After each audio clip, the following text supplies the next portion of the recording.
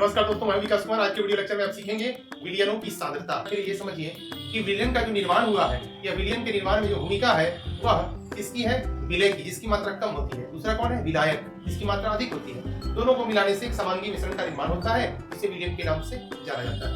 अब सांद्रता समझिए कि किसी विलयन या विलयन के विलायक के इकाई मात्रा में उपस्थित विलय की कुल मात्रा को उस विलयन की सांद्रता कहते हैं। आइए इसको लिखते हैं।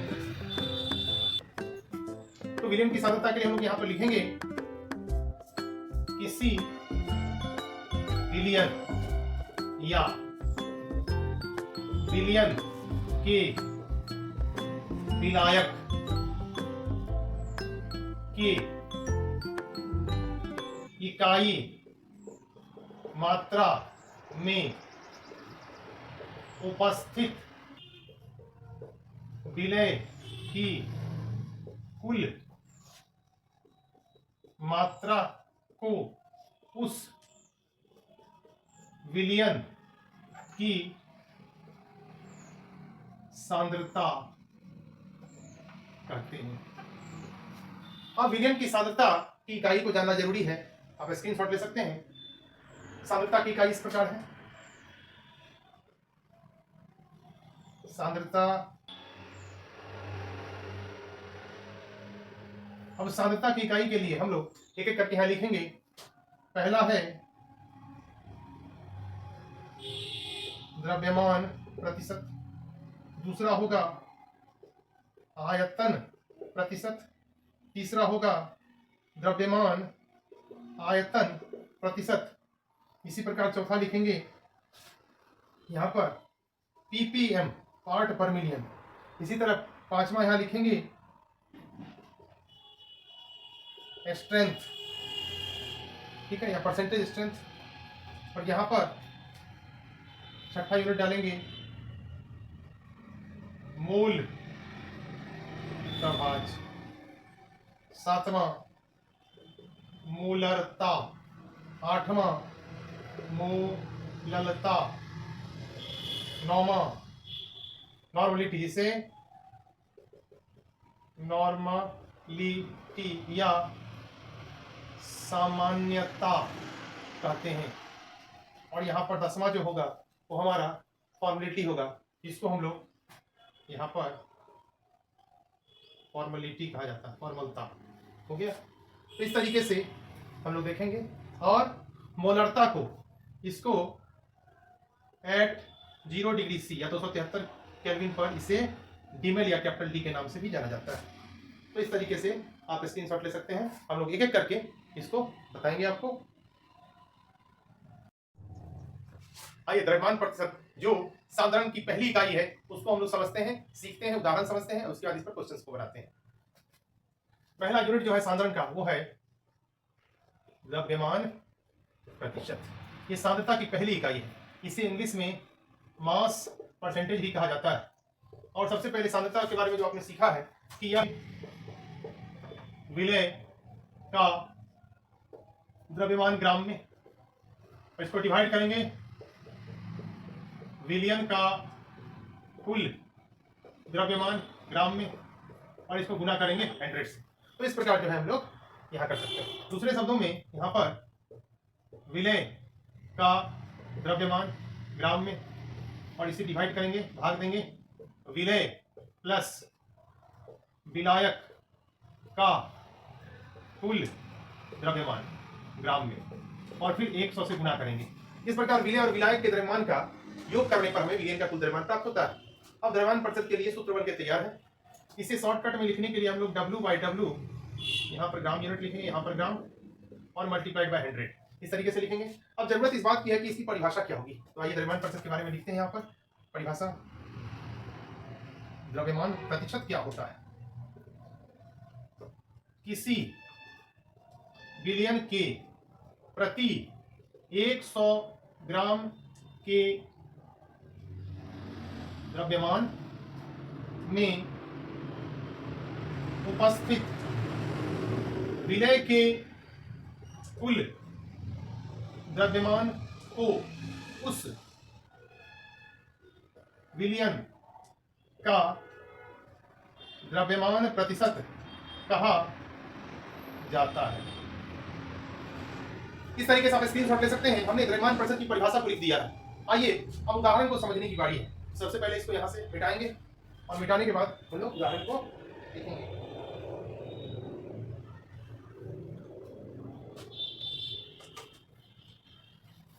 जैसे उदाहरण के लिए हम लोग यहां लिख सकते हैं, अगर कहा गया जाए जैसे 10% यहां पर W/W NaCl का जलीय घोल। इसका मतलब क्या होता है समझिए। ये क्या है, इसका लिखेंगे कैसे लिख सकते हैं, 10% को क्या लिख सकते हैं, 10/100 100, और W/W को मैं W यहाँ पर ग्राम लिखूंगा, और यहाँ जो है यहाँ हमने W को फिर यहाँ यूनिट ग्राम लिख दिया, बंद कर दिया ब्रैकेट। NaCl का, ठीक है, कौन सा घोल है, जलीय घोल। कौन सा, जलीय घोल। अब देखने से स्पष्ट होता है कि NaCl तो नमक है, वो जल में घोला गया होगा। इसका मतलब है कि 10 ग्राम NaCl, क्या है इसका मतलब है 10 ग्राम NaCl हो गया। बिलियन के 90 ग्राम जल विलायक में घुला हुआ है। अब समझिए इसको, मैं कहना चाह रहा हूं कि 10% जो है वह क्या है, NaCl का जलीय घोल है। अब जलीय घोल जो है 10% है, मतलब क्या 100 में 10 वाला भाग जो है वो NaCl है। तो 100 में अगर 10 भाग NaCl है तो NaCl जो है वो अगर 10 ग्राम हो गया, क्योंकि W/W है, तो यहाँ पर जल कितना होगा, यहाँ पर जल कितना होगा 100 ग्राम और माइनस 10 ग्राम, मतलब कितना 90 ग्राम। इस तरीके से स्पष्ट हो रहा है कि इस विलयन का जो निर्माण हुआ है वह 10 ग्राम NaCl को 90 ग्राम जल में मिलाने के बाद हुआ है। ठीक है, इस तरीके से 100 ग्राम पूरा हो जाएगा। आप स्क्रीनशॉट ले सकते हैं। आगे चलेंगे, इस पर क्वेश्चंस करेंगे, न्यूमेरिकल प्रॉब्लम होगा। तो अभी हम लोग न्यूमेरिकल प्रॉब्लम करने के लिए रेडी हैं। इस पर बनाइए एनसीईआरटी के इन text question exercise. After that अगर कोई पूछा गया क्वेश्चन होगा इन टेक्स्ट का या एक्सरसाइज के अलावा जो आप लोग जेईई और नीट का, तो वो भी हम सॉल्व करेंगे यहाँ पर। आइए देखते हैं एक करके। आइए अब सीखते हैं द्रव्यमान प्रतिशत पर आधारित प्रश्न। द्रव्यमान प्रतिशत पर आधारित प्रश्न। इस प्रकार अब हम लोग एक एक करके टाइप 1, टाइप 2, टाइप 3 जो है द्रव्यमान प्रतिशत पर आधारित प्रश्न को सीखेंगे। तो एक एक करके स्टेप्स को देखिए। हमारा सबसे पहले टाइप 1 क्वेश्चंस की तरफ चलते हैं। तो क्वेश्चन नंबर 1 इसका है टाइप 1 का। अगर पूछेगा कि दिए गए पदार्थों में उसके अवयवी तत्वों का द्रव्यमान प्रतिशत ज्ञात करें। तो इस तरह के प्रश्न हो सकते हैं। दिए गए पदार्थों में उसके अवयवी तत्वों के द्रव्यमान प्रतिशत या दिए गए पदार्थों में उसके अवयवी तत्वों का द्रव्यमान प्रतिशत ज्ञात करें। प्रश्न कहता है दिए गए पदार्थों में उसके अवयवी तत्वों का द्रव्यमान प्रतिशत ज्ञात करें। जैसे एक प्रश्न में लिया है यूरिया NH2CO NH2, बी में हमने NaOH लिया, सी में NH3 लिया, डी में CH4 मीथेन लिया। इसी प्रकार हम लोग आगे एक ई भी ले लेते हैं जहां हम लोगों ने वाटर रख दिया। अभी आपने देखा ABCD प्रश्न। अब हमने इसको सॉल्व करने के लिए सबसे पहले ए को सेलेक्ट किया, ए को चुना है। ये फॉर्मूला किसका है, ये अनुसूत्र है यूरिया का। अब सबसे पहले दिए गए पदार्थों में इस क्वेश्चन को लिखेंगे NH2CO NH2 है। ये किससे मिलकर बनाया जा रहा है, देखिए नाइट्रोजन कितना है 1 + 1 2 नाइट्रोजन एटम। हाइड्रोजन कितना है 2 + 2 4 हाइड्रोजन एटम है। कार्बन एक ऑक्सीजन एक है, कार्बन एक ऑक्सीजन एक है। ये अनुसूत्र है। आपको पता है कि परमाणुओं के समूह को अणु कहते हैं और परमाणु भार प्लस परमाणु भार बराबर अणु भार होगा। इस तरह परमाणु प्लस परमाणु बराबर क्या होता है, अणु। उसी प्रकार परमाणु भार प्लस परमाणु भार बराबर क्या होगा, अनुभार। इस प्रकार हम यहाँ पर लिख सकते हैं कि अगर अनुभार हमको निकालना हो तो सभी परमाणु के भारों को जोड़ देना होगा। नाइट्रोजन का परमाणु भार 14 होता है, 2 से गुना करेंगे 2 × 14 प्लस हाइड्रोजन का 1 होता है, 4 हाइड्रोजन है, कार्बन 1 है तो इसको कार्बन का 12 से मल्टीप्लाई करेंगे 12 से, और यहाँ ऑक्सीजन 1 है तो इसके लिए 16 से। यहाँ पर ग्राम लिखेंगे। इस प्रकार यहाँ पर 28 आएगा, यहाँ पर 4 आएगा, यहाँ पर 12 आएगा, यहाँ पर 16। जब इसको जोड़ेंगे तो कुल मिलाकर 60 ग्राम 60 ग्राम जो है वो अनुभार यूरिया का निकल चुका है। अब क्या कहता है, दिए गए पदार्थों में उसके अवयवी तत्वों का द्रव्यमान ज्ञात करें। अवयवी तत्व कितने हैं, नाइट्रोजन, हाइड्रोजन, कार्बन, ऑक्सीजन। माना कि नाइट्रोजन का निकालना हो तो क्या लिखेंगे, नाइट्रोजन का द्रव्यमान प्रतिशत किसमें, NH2CO NH2 में, मतलब यूरिया में क्या होगा, नाइट्रोजन एटम का NH2CO NH2 में कुल भार ग्राम में, और इसको भाग देंगे हम लोग किससे, NH2CO NH2 का अनुभार ग्राम में, और इसको 100 से गुना कर देंगे। इस प्रकार इस सूत्र का प्रयोग करते हुए नाइट्रोजन का यूरिया में द्रव्यमान प्रतिशत ज्ञात हो जाएगा। देखिए नाइट्रोजन अपने पास 2 एटम है तो एक का जो है एक परमाणु का 14 होता है, 2 का यहाँ पर 28 ग्राम होगा। भाग देंगे 60 ग्राम से। इस प्रकार 100 से मल्टीप्लाई करेंगे, 100 से गुना करेंगे, 0 से 0 कैंसिल होगा, 280 को 6 से भाग देंगे, और इस तरीके से जब भाग करेंगे 46.666%, इसको क्या लिख सकते हैं, 46.7% जो है क्या है, नाइट्रोजन का द्रव्यमान प्रतिशत। इसी प्रकार हम किसी का भी निकाल सकते हैं, आप स्क्रीनशॉट ले सकते हैं। ये पहला टाइप का हमारा क्वेश्चन था। अब आगे चलेंगे, हम लोग दूसरे टाइप के क्वेश्चंस को देखेंगे। इसी प्रकार इस क्वेश्चन में अगर आपको कहा जाए कि मैं इसको यहां से हटा देता हूं, यूरिया का अनुभार जो है वो कितना निकला है, 60 ग्राम। अगर आपसे हाइड्रोजन का मास परसेंट पूछा जाए तो mass percentage of H atoms कर देते हैं इन NH2CO NH2। तो आप क्या करेंगे, यहाँ पर हाइड्रोजन कितना है, 4H एटम का कुल द्रव्यमान ग्राम में, और भाग देंगे NH2CO NH2 का कुल द्रव्यमान ग्राम में, फिर 100 से गुना कर देंगे।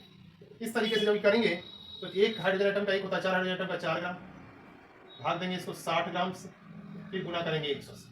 देखिए कट गया, 40/6 6.666% हो जाएगा। इस तरीके से आप नाइट्रोजन हाइड्रोजन का कर दिया, कार्बन ऑक्सीजन का भी निकाल सकते हैं, सबका। तो मैं यहाँ पर इसको स्क्रीनशॉट आप ले चुके होंगे। सबसे पहले आपको एटॉमिक वेट सबका दे देता हूँ। नाइट्रोजन का 14 होता है, हाइड्रोजन का 1 होता है, कार्बन का 12 होता है, ऑक्सीजन का 16, सब ग्राम में है। सोडियम का 23 ग्राम। इस तरीके से नाइट्रोजन हो चुका है, हाइड्रोजन हो चुका है। तो यहाँ पर हम पीछे जो है यहाँ पर आप ग्राम लिख देंगे, और इस तरीके से आप स्क्रीनशॉट ले सकते हैं। ये टाइप 1 क्लियर हो गया, हम लोग टाइप 2 में चलते हैं। इस तरीके से टाइप 1 जब क्लियर हो जाता है तो हम लोग टाइप 2 में चलते हैं। एनसीईआरटी के क्वेश्चंस से हम लोग का सामना होगा, तो देखेंगे।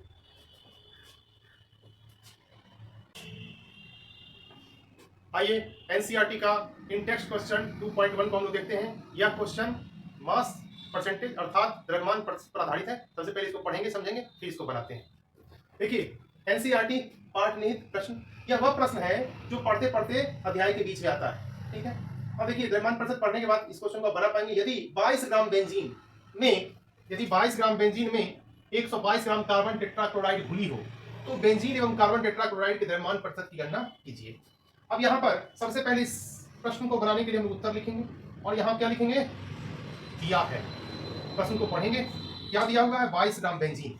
तो सबसे पहले हम लोग बेंजीन का फॉर्मूला क्या होता है, C6H6। ये कितना दिया हुआ है, 22 ग्राम। 22 ग्राम के बाद हम लोग क्या लिख सकते हैं, यहाँ पर कार्बन टेट्राक्लोराइड का सूत्र होता है CCl4। तो यहाँ पर वो कितना दिया हुआ है, 122 ग्राम। तो 122 ग्राम यहाँ पर लिखेंगे। अब यहाँ पर कहता है कि यहाँ पर जिसकी कम मात्रा है वो विलय हो जाएगा, जिसकी अधिक मात्रा है वो क्या हो जाएगा, विलायक। और जानते हैं कि विलयन के निर्माण के लिए विलय और विलायक को मिलाना पड़ता है, जोड़ना पड़ता है। दोनों का योग कर देंगे। यहाँ पर यूनिट ग्राम और ग्राम में है तो विलयन का कुल भार, तो यहाँ पर विलयन का कुल भार जब ज्ञात करेंगे तो 122 प्लस 22 ग्राम लिखेंगे। कितना हो जाएगा, 144 ग्राम। अब द्रव्यमान प्रतिशत जिसका निकाला उसको ऊपर रखिए। द्रव्यमान प्रतिशत का सूत्र क्या होता है, W/W गुने 100। तो यहाँ पर जिसका निकालना है, माना कि यहाँ देखिए दो चीज दिया हुआ है और एक एक करके हम लोग ज्ञात करेंगे। सबसे पहले हम लोग C6H6 का द्रव्यमान प्रतिशत निकालेंगे। तो इसका निकालना है तो इसका दिया हुआ 22 ग्राम है, इसको ऊपर रख दिया। और कुल भार नीचे कितना है, 144 ग्राम। गुना कर देंगे 100 से और यहाँ पर रिजल्ट निकालेंगे। उसके बाद CCl4 का द्रव्यमान प्रतिशत जब निकालना हो तो 122 ग्राम को ऊपर रखेंगे और 144 ग्राम को नीचे रख के 100 से गुना कर देंगे। जब आप इसको कैलकुलेट कीजिएगा, गुना कीजिएगा, तो यहाँ पर 15.28% प्राप्त होता है। और जब इसको आप गुना कीजिएगा, कैलकुलेट कीजिएगा, तो 84.72% प्राप्त होगा। इस प्रकार यहाँ पर आपको उत्तर आ रहा है। आप इसको बना पाएंगे, स्क्रीनशॉट लीजिए। आइए दूसरे प्रश्न की तरफ चलते हैं। बाकी अन्य क्वेश्चन जो है, अन्य जो प्रश्न है वो द्रव्यमान प्रतिशत पर तो आधारित हैं, लेकिन द्रव्यमान प्रतिशत के अलावा उस प्रश्नों को बनाने के लिए आपके पास मोलरता, मोलनता, मोल प्रभाव आदि का ज्ञान होना जरूरी है। तो जब सांद्रण की और इकाइयों को पढ़ेंगे तो उस प्रश्नों को भी हम आपको बनाएंगे। फिलहाल अभी द्रव्यमान प्रतिशत पर जो 100% आधारित जो प्रश्न है, जो 100% द्रव्यमान प्रतिशत पर ही बनेगा, उसी प्रश्न को हम सॉल्व कर रहे हैं। आइए एक्सरसाइज के भी कुछ क्वेश्चन को हम बनाते हैं, इंटरेस्ट का भी देखते हैं। आइए दोस्तों, क्वेश्चन नंबर 28 सॉल्यूशन चैप्टर का एक्सरसाइज का 28 नंबर क्वेश्चन हम सॉल्व करने जा रहे हैं। यह क्वेश्चन कंप्लीटली पूरे तरीके से द्रव्यमान प्रतिशत पर आधारित है। आइए इसको देखिए।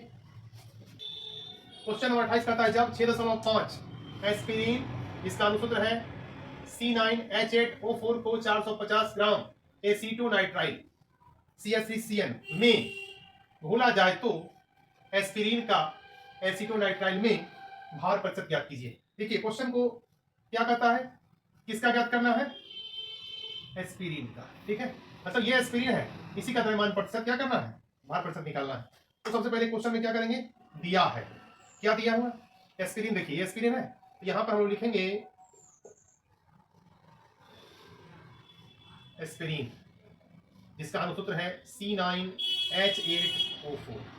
ये कितना दिया हुआ है, 6.5 ग्राम। और यहां पर दूसरा जो है वो है एसीटोनाइट्राइल, जो जिसका अनुसूत्र क्या होता है, जरा देखिए तो CH3CN। ये कितना दिया हुआ है, ये दिया हुआ है 450 ग्राम।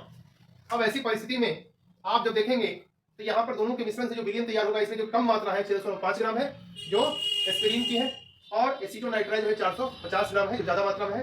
तो यह जो है विलाय का काम करेगा, ऊपर वाला विलय का काम करेगा। अब द्रव्यमान प्रतिशत जो हम लोगों को निकालना है वो प्रश्न के अनुसार एस्पिरिन का ही निकालना है। ठीक है, तो एस्पिरिन का द्रव्यमान प्रतिशत जो निकालना है तो आप लोग जानते हैं कि द्रव्यमान प्रतिशत का सूत्र होता है W/W गुने 100।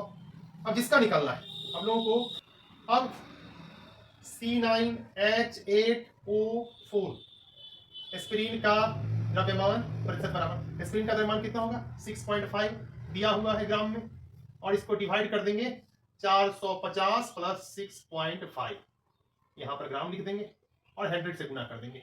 गुना करने के बाद जो रिजल्ट आएगा, जब आप गुना करेंगे तो यहाँ पर देखेंगे कि 6.5 ग्राम ऊपर रहेगा, और इसको डिवाइड करेंगे 456.5 ग्राम गुने 100 से, और गुना करने के बाद हम लोगों को 1.424% आता है, यही उत्तर होगा। इस प्रकार ये प्रश्न बन चुका है, आप स्क्रीनशॉट लीजिए। इस प्रश्न के अलावा बाकी के जो भी प्रश्न, इस प्रश्न के अलावा बाकी के जो भी प्रश्न द्रव्यमान प्रतिशत पर आपको दिखाई पड़ते हैं वह पूर्णतया द्रव्यमान प्रतिशत पर आधारित नहीं है। पूर्णतया जो द्रव्यमान प्रतिशत पर आधारित प्रश्न था, ठीक है, जो अभ्यास के अंदर था या पाठ में प्रश्न था, उसको हमने बना दिया है। इस पर आधारित जो भी दिक्कत होगी आपको अगले वीडियो में क्लियर करेंगे, और सांद्रण की और भी बाकी इकाइयों को आप पढ़ें, उसके बाद द्रव्यमान प्रतिशत पर जो आंशिक रूप से मिला हुआ प्रश्न है वो भी बनेगा। तो स्क्रीनशॉट लीजिए।